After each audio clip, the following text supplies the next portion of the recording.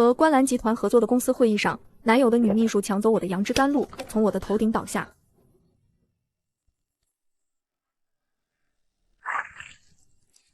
张宁姐，你竟然在这种场合喝奶茶！男友岳明辉将她护到身后，还好观澜的人还没来，不然还以为我们光记的人都这么幼稚。我顶着浑身的狼狈，拨通了观澜李经理的电话。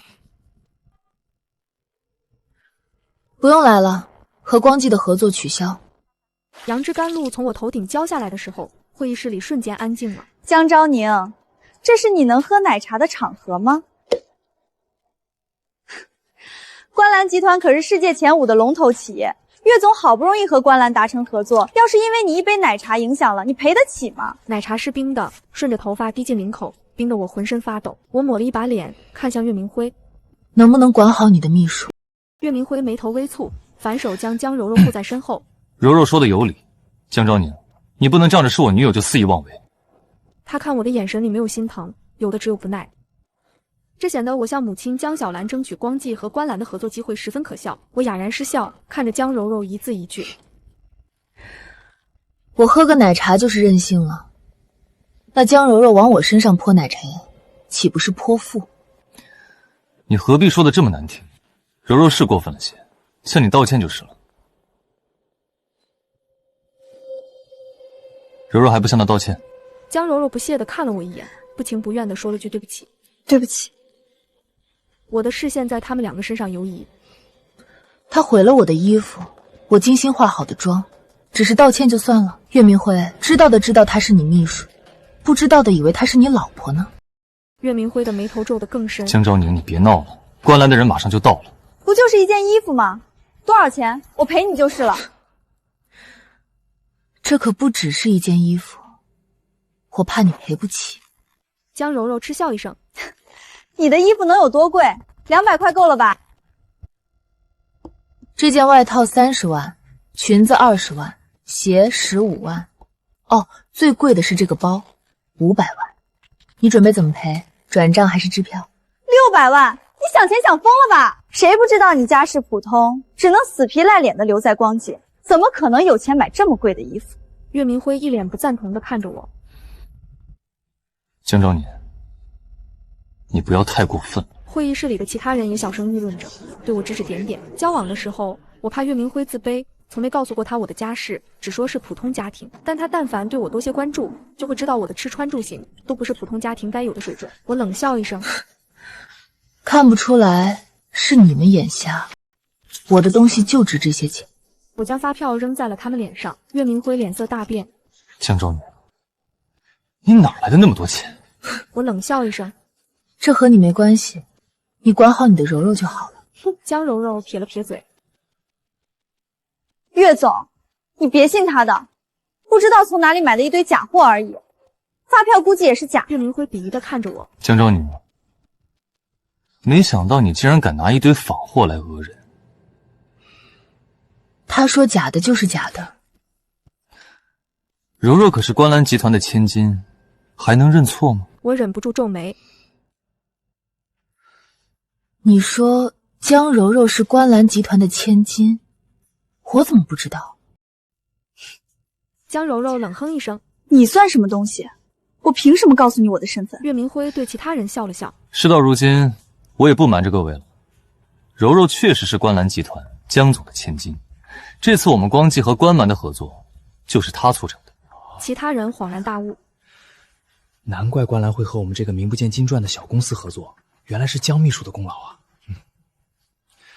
早就听说过江总有个独女，只是无缘得见，连网上都看不到她的照片。江柔柔含情脉脉地看向岳明辉，岳明辉的朋友调侃地看了他一眼，我心中冷笑，光记和观澜的合作明明是我难得和母亲开口的请求，现在却成了这个冒牌货的功劳了。其他人很开心，有江秘书在，这次和观澜的合作肯定没问题。我冷笑，是吗？我看未必。我拿出手机给观澜这次负责人李经理打去了电话。观澜和光记的合作取消，你们不用来了。对面嗤笑一声，你以为你是江秘书啊？竟然还命令观澜的人，装什么？虚荣心真强。这时观澜的人到了，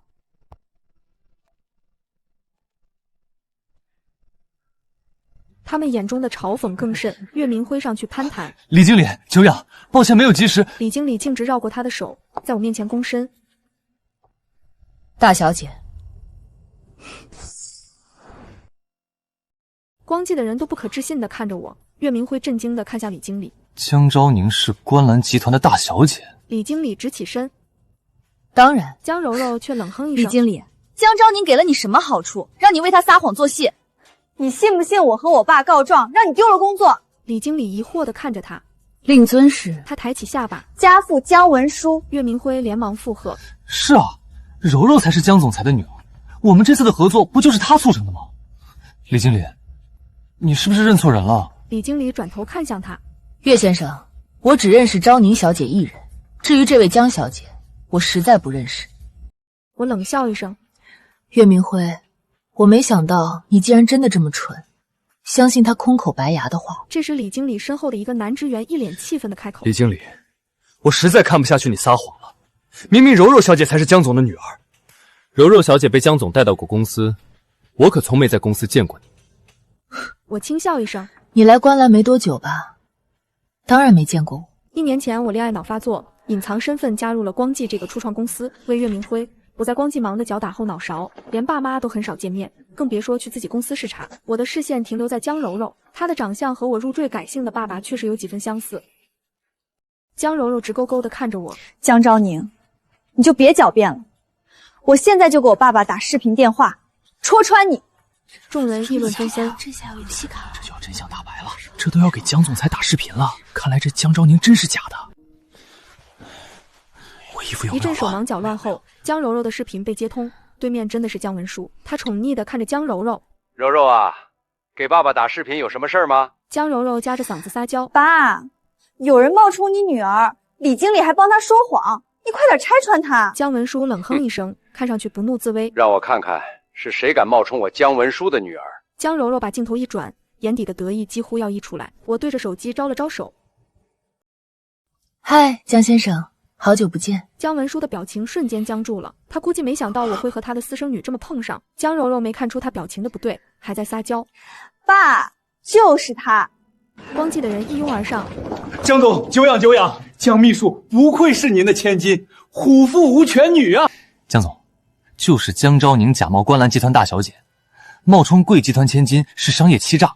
您放心，虽然她是我女朋友，但我也不会徇私，我现在就把她开除。岳明辉立即看向我：“江昭宁，你给公司造成了重大损失，你被开除了，现在立刻滚出公司。”可以，只希望你不要后悔。我转身就要走，李经理立即跟上，光记的人立即拦住他：“李经理，这合同还没谈，你怎么就要走了呢？”李经理轻描淡写地瞥了他们一眼：“我们大小姐已经说了，合作取消，我自然要走。”我不是都说了吗？他是假的，当着我爸的面，你怎么还在演？爸，李经理根本就把你放在眼里，你把他开除了吧。我脚步一顿，瞥了屏幕中的江文书一眼，似笑非笑：“还开除李经理？江先生现在估计满脑子都是怎么向我母亲解释，怎么多出了你这么大一个女儿呢？”岳明辉不屑地环抱双臂：“江昭宁，你做梦做多了吧？江总凭什么向你妈解释？”光记的人指着我哈哈大笑，像是在看一个笑话。真以为你是江总的女儿了，脸皮可真厚。别在这儿丢人了，现在赶紧滚吧。岳明辉嫌弃地对我做了个驱赶的手势，他对江柔柔温声细语：“柔柔，别和这个泼妇生气，气坏了自己就不好了。”江柔柔斜了我一眼，抱住了他的手臂，得意洋洋：“我才不和一个得了妄想症的家伙生气呢。”我看向江文书：“不准备说些什么吗？”江柔柔看我的眼神嘲讽：“爸爸，你这么在外面乱叫人爸爸，你妈同意了吗？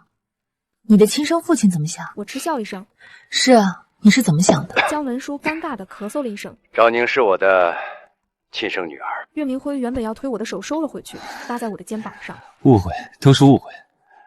昭宁，他略有些责怪地看着我：“你怎么不早点和我说你的身份？”我笑了：“不然怎么能欣赏到你这堪比川剧变脸的本事呢？”在场的众人面面相觑。江秘书不就和江昭宁是姐妹了？那他们怎么一副不认识的样子？他们长得也不像，该不会有一个是私生女吧？原来你是个私生女，竟然敢在我面前这么嚣张！他转头对江文书渲然欲泣：“爸爸，你对得起我妈吗？”我冷笑一声，一巴掌打在他的脸上。好久没听到这种笑话了，私生女竟然敢说我是私生女！江柔柔捂着脸，你敢打我？她对姜文书哭诉：“爸，你看他。”赵宁怎么能打妹妹呢？向柔柔道歉。肯定江秘书是婚生子，江昭宁是私生女，不然怎么一直没听江昭宁说自己的身份呢？这就说明他心虚。我听着觉得自己更可笑了，还有这种逻辑，都怪岳明辉装的太好了，就像姜文书骗了母亲一样。我定定的看着姜文书，嘲讽一笑，他也配。江柔柔哭得更凶了，姜文书恨不得立即飞到她的身边安慰她。他含糊地说：“江昭宁，要是江小兰生气，我可不会护着你。”闻言，光记的人更加坚信了他们的猜测。岳明辉怜惜地看着江柔柔，柔柔，你哭得我心都碎了。他转头对我怒目而视。江昭宁，江总看在父女之情的份上不好管教你，我来替他管教你。他撸起袖子就要打我，李经理立即挡在了他面前。我给了岳明辉一巴掌。你又算什么东西，还敢说替姜文书管教我？先前和你谈恋爱是我瞎了眼，我们分手。岳明辉瞪大了眼，你这个泼妇，分手就分手！真没教养，也不知道你妈是怎么教你的，竟然敢直呼父亲的名字。江柔柔鄙夷地看着我，明辉和你分手正好，和我在一起。我冷笑一声，你和你那个小三妈一样，都只配捡垃圾当宝贝。江柔柔被气到呼吸急促，却因为心虚说不出什么反驳的话，只能转移话题，看向李经理。李经理，今天你把合同签了，我就劝爸爸放过你，否则你就等着被开除吧。爸，你命令他。李经理，你现在就听柔柔的话，和光记签合同。岳明辉眼底闪过窃喜。李经理，我们合同都拟好了，您直接签字就行。李经理没看合同一眼，无视了他们。抱歉，江总，我不能这么做。爸，你看他！江柔柔当场炸了，声音尖得刺耳。姜文书的脸黑得像锅底，随后恼羞成怒。李经理，你被开除了，明天不用来观澜上班了。李经理嘴角抽了抽，没说话。会议室里一片幸灾乐祸的目光，他安慰江柔柔：“你放心，我马上重新派人来谈合作，和光记的合作，观澜让利10个点。”姜文书最在乎自己的面子，自卑又自傲。李经理的拒绝踩了他的雷点。10个点！岳明辉狂喜，多谢江总。江柔柔给了我一个挑衅的眼神，我无视了他。姜文书，恐怕你还没资格做这个主。他怒气冲冲。我是观澜的总裁，当然有这个权利。我笑了。你是总裁又如何？这种赔钱的买卖，只有江董拍板才行，你还不够格。姜文书还没发火，岳明辉先生气了。你说和光记合作是赔钱买卖，你看不起我？我坦然点头。我这么坦诚，倒让他愣了一下，恼火的质问：那江董当初为什么同意和光记合作？江董同意，不就是看中我们光记吗？10个点而已，对观澜根本不算什么。有江总牵头，还有柔柔在，江董更会同意了。可能是被利益冲昏了头脑，光记的人都说起了胡话。这女人就是小家子气，不如男人大度，是双方得利的事情，她在中间搅和。我嘲讽的笑了。话都说到这个地步了，岳明辉，你竟然还不明白？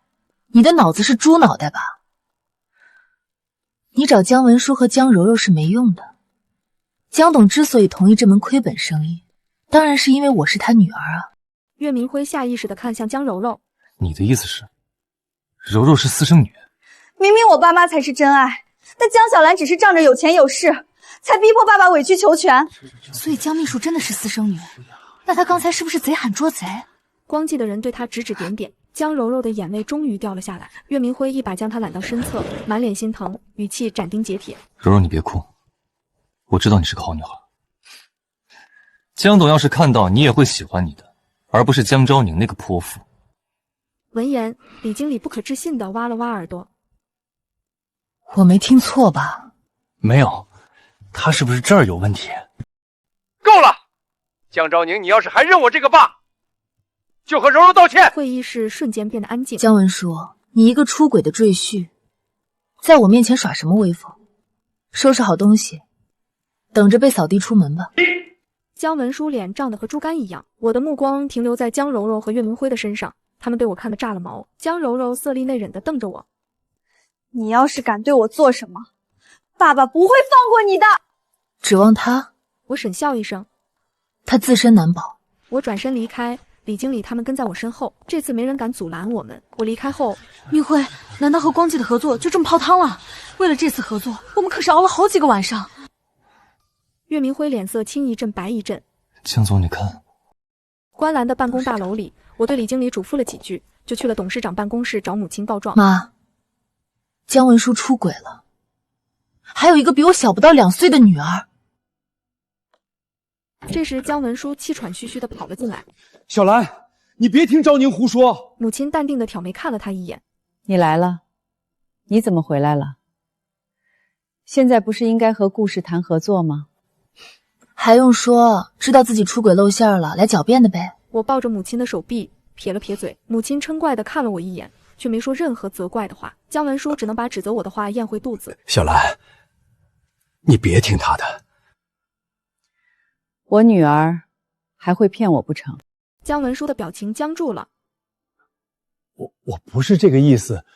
他将今天发生的事情掐头去尾地复述了一遍。误会我了。他期待地看着母亲。江柔柔是我朋友的女儿，没有爸，所以才管我叫爸。小兰，咱们20多年的夫妻了，你了解我，我怎么可能出轨呢？母亲没有说话，手指敲着办公桌，发出沉闷的响声。我被他这拙劣的谎言逗笑了。既然这样，做个亲子鉴定不就好了？你敢吗？姜文书瞪了我一眼。江昭宁，我和你妈离婚对你有什么好处？知情人知道我是你爸，不知道的还以为你和我是仇人呢。姜文书对我来说怎么不是仇人呢？我很小的时候就能感受到他对我的不喜，他看我的眼神里包含恶意。母亲出外地开会，他留家照顾我的时候，放任我发烧到40度，要不是保姆发现不对，我已经死了。我自然是相信你的，但江柔柔和岳明辉也该受到教训。姜文书先是一喜，随后笑容一顿。小兰，都是孩子，没必要针对他们。错过和观澜合作的机会，已经足够让他们懊悔了。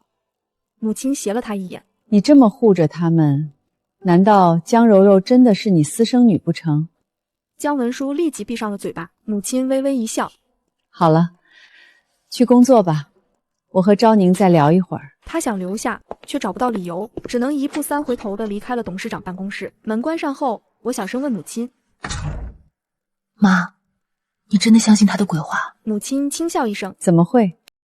只不过是暂时稳住他，方便我查他的罪证。我这才满意的点头。你放心，有我爸在呢。观澜集团这些年都是我爸在管理，江小林不过是占了董事长的名头而已。他拿出手机给他看姜文书给他发的消息。岳明辉这才露出了笑容，将江柔柔抱在怀里。还好有你。岳明辉的兄弟王强却慌乱地推开了办公室的门。岳明辉见状不悦地皱眉：慌什么？公司的合作方都取消合作了。岳明辉瞪大了眼睛，推开江柔柔。猝不及防之下，江柔柔跌坐在地上，发出一声痛呼，但他却没心情理会他，抓着王强。怎么会呢？每一个合作方都取消了吗？王强垮着一张脸。就剩一家合作方还没取消了。这时合作方孙总来了光记，看到他们。岳总在啊，正好，我今天来是取消合作的，违约金到时候会打到你们公司账户。宁愿赔钱也不再和光记合作。岳明辉急了：孙总，为什么？孙总一脸不耐：我们和光记合作本就是为了讨好关满，你倒好，得罪了江大小姐。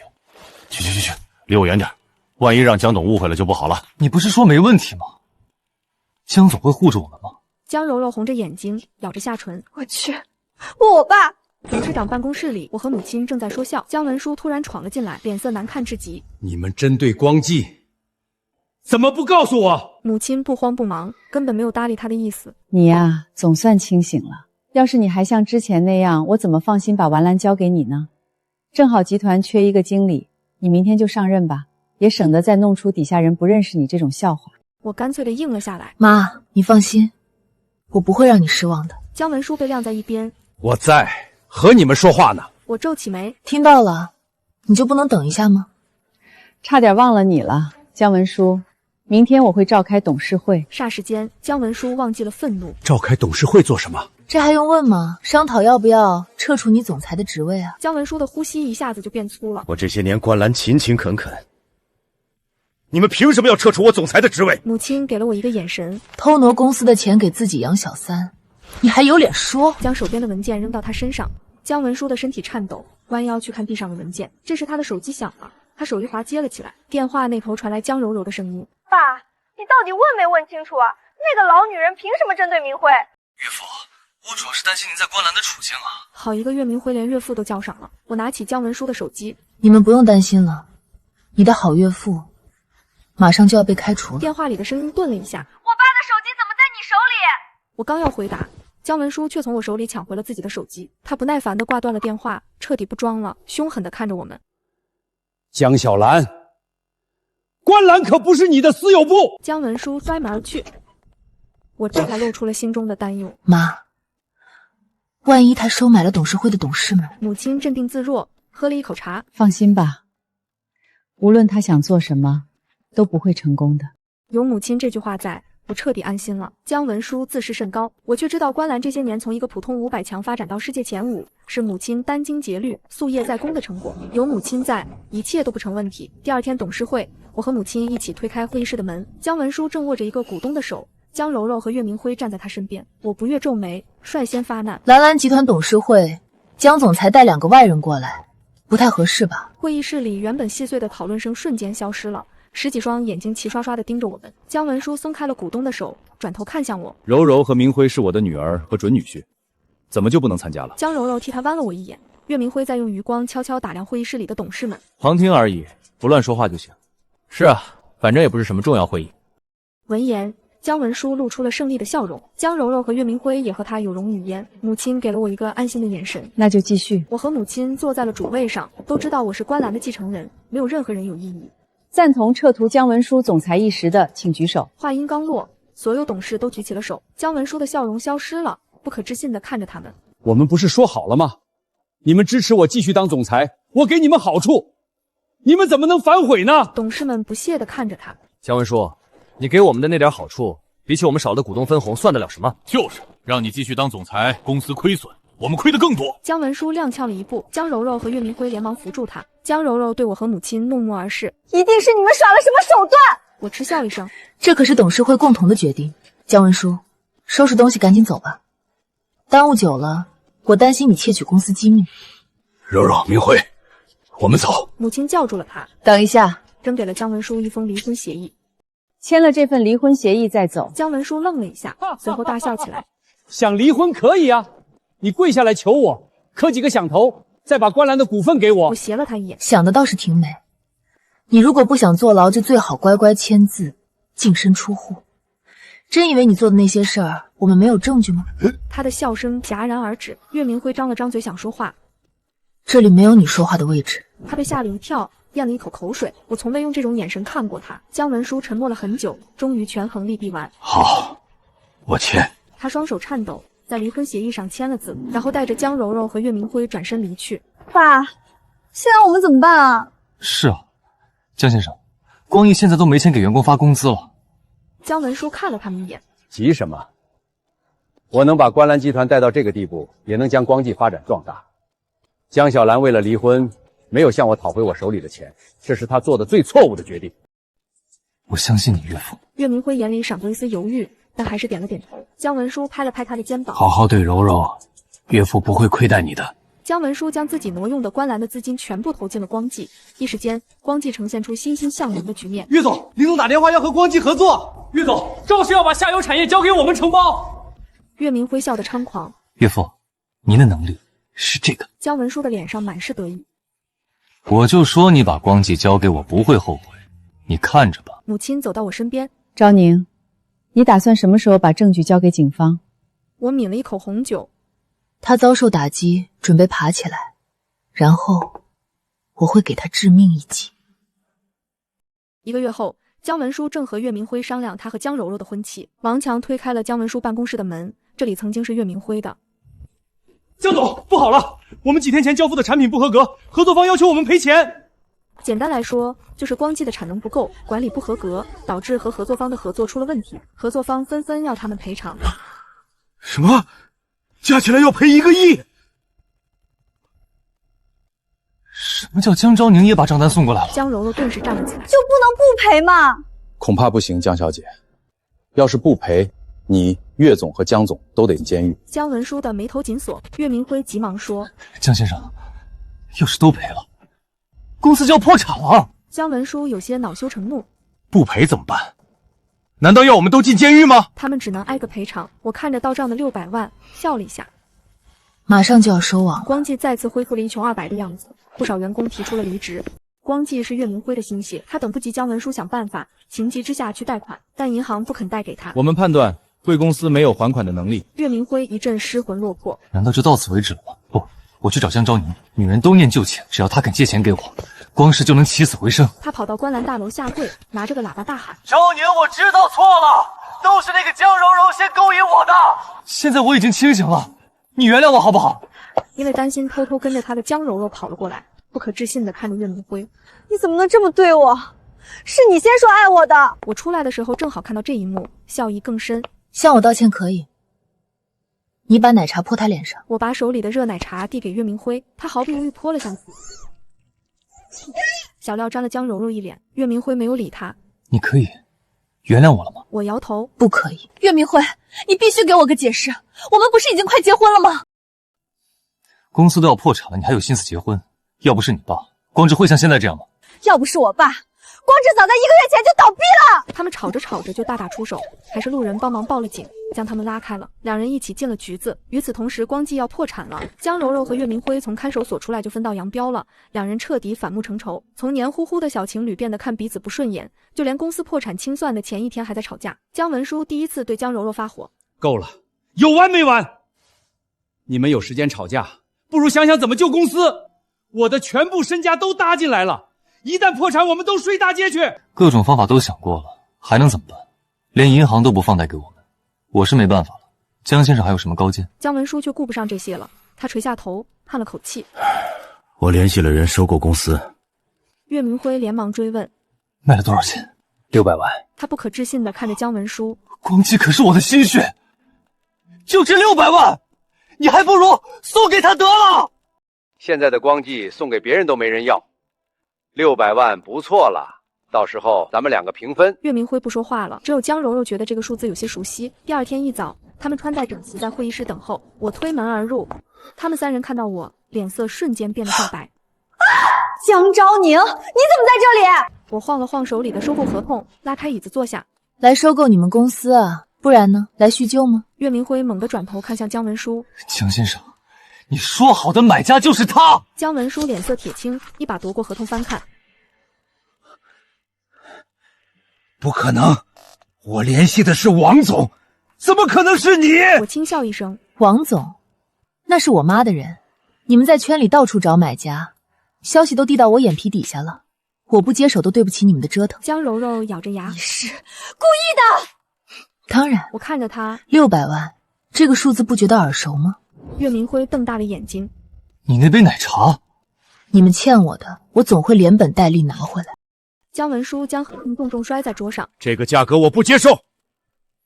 光义是我的心血，600万就想拿走？”姜文书，你没资格谈条件。岳明辉急了，抢过合同逐条翻看，手指都在发抖。这合同谁签的？谁同意600万卖掉公司的？你自己签的字，你忘了吗？3天前你喝多了，在酒吧跟人吹牛，王总的人递给你一份文件，你就签了。江柔柔难以置信地看着他：“岳明辉，你这个蠢货！”我怎么知道那是收购合同？岳明辉脸色涨红：“我以为只是意向书。”姜文书猛地起身：“我还没签字，这份收购意向不算数。”撕吧，复印件。我指了指合同的角标，原件已经备案了。他的手僵在半空。江昭宁，你算计我！你挪我妈的钱养小三，把私生女带进公司的时候，怎么不想想后果？你真以为没有我点头，那些合作方会和光记这种体量的公司合作？他的表情逐渐扭曲。光记从草创到现在的每一个关键节点，背后都有我的人脉运作。没有我在背后砸钱砸资源，光记在成立不久后就倒闭了。岳明辉愣愣地看着我：“你一直在帮我。”不是帮你，是喂你，就像养猪，喂肥了再宰。江柔柔冷笑一声：“说的好听，你有什么证据证明你出了力？”每笔资金的去向，每条人脉的牵线记录，还有岳明辉每次谈成的项目背后所做的功课，都在这儿。要看吗？会议室里安静了几秒，岳明辉像是抓住了救命稻草，猛地抬起头：“赵宁，既然如此，你对我们公司还有感情，对不对？你是故意低价收购，然后想帮我东山再起，对不对？岳明辉，你能活到现在这个地步，靠的不是才能，是蠢而不自知。收购光记是因为这栋办公楼我看上了，光记剩下的几条业务线勉强能并正观澜的下游产业。我环视了一圈会议室，至于你们3个，跟我有什么关系？你得意什么？没了光恨，我们可以重新开始。合作方不会接你们的电话，银行不会批你们的贷款，再好的项目交到你们手里也是废铁。尤其是你姜文书，挪用公款养私生女的丑闻圈内人尽皆知，你觉得还会有人用你？我转身朝门外走去，收拾东西，半小时内离开我的公司。岳明辉追上2步。张宁，你难道就一点都不念旧情吗？声音里带着哀求。旧情？你护着江柔柔往我头上倒奶茶的时候，想过旧情吗？他张了张嘴，什么也说不出来。江柔柔拉着姜文书的袖子。爸，你说句话呀！江昭宁，你别太得意。姜文书看着我，我还没输。我觉得好笑。你有什么资格说这种话？你已经输了。话音刚落，门口传来敲门声，2名警察走进来，目光扫视了一圈。姜文书先生，你涉嫌挪用观澜集团巨额资金，请跟我们走一趟。他的肩膀塌了下去。岳明辉和江柔柔面面相觑，一个字都不敢说。我走到门口。对了，忘了告诉你们，我告的。岳明辉还站在原地，脸上的表情像凝固了一样。江昭宁，你凭什么告我爸？那是你亲生父亲！我甩开他的手。亲生父亲？他把我扔在家里，发烧到40度的时候，想过我是他亲生女儿吗？那都是你的一面之词。你有什么证据说我爸挪用了公款？我指了指桌上那沓文件，江柔柔的脸刷得白了。岳明辉这时候才回过神来。张宁，那我和这件事没关系吧？我又没拿观澜的钱。你是没拿，但你签的那份收购合同，钱可是打到了姜文书的账户上。岳明辉张了张嘴，脑子似乎还没转过来。反正公司我买下了，手续齐全。现在我环视四周，这里是我的地盘，你们2个可以走了。江柔柔还想说什么，大小姐，门口已经进来2个保安，送这2位出去。保安上前一步，做了个请的手势。江昭宁，你够狠。还行，跟你们学的。我头也不回的往门外走。你们别碰我，我自己会走。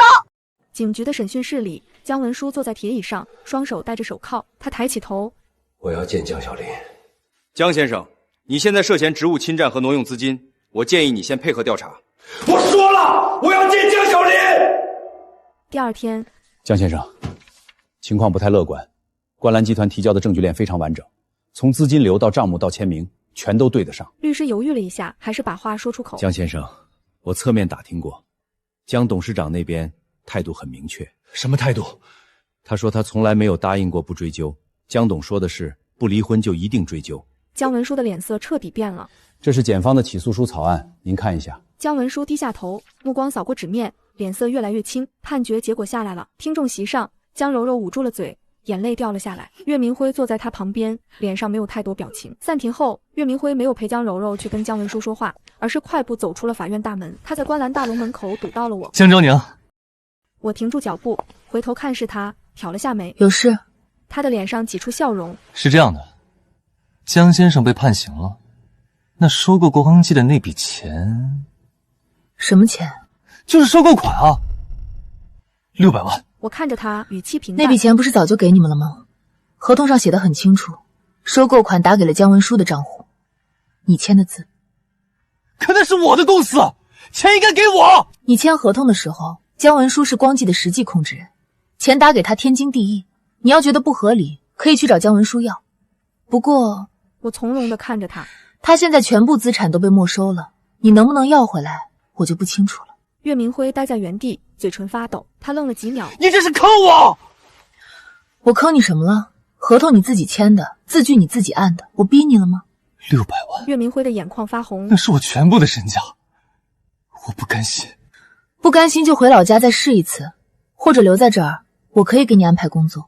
他眼睛一亮。真的？观澜后勤缺人，扫厕所。我越过他往前走。对了，你还有1分钟离开我的公司，多留1秒，我叫保安。岳明辉在原地站了很久，江柔柔不知道什么时候走了过来，站在他身后。他的眼睛还是红的，但语气里带着刺。人都走了，你还看什么？岳明辉猛地转过头。你还有脸来？我怎么不能来？这大楼是你家的。岳明辉指着他的鼻子，手指发抖。要不是你，要不是你当初往江昭宁头上倒那杯奶茶，事情会变成现在这样吗？黎曼的合作会泡汤吗？光姬会破产吗？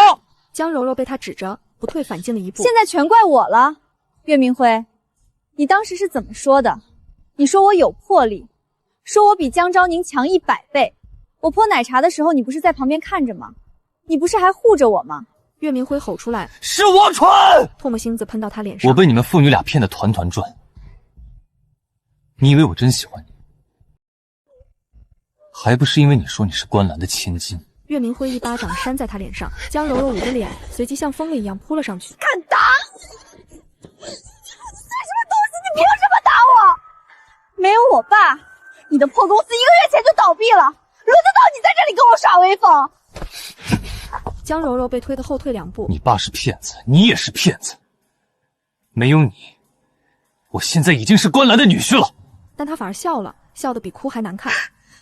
关兰的女婿，你做什么春秋大梦？江昭宁从头到尾就没正眼看过你，你没听见他说吗？你还真以为自己有那个命当关兰女婿？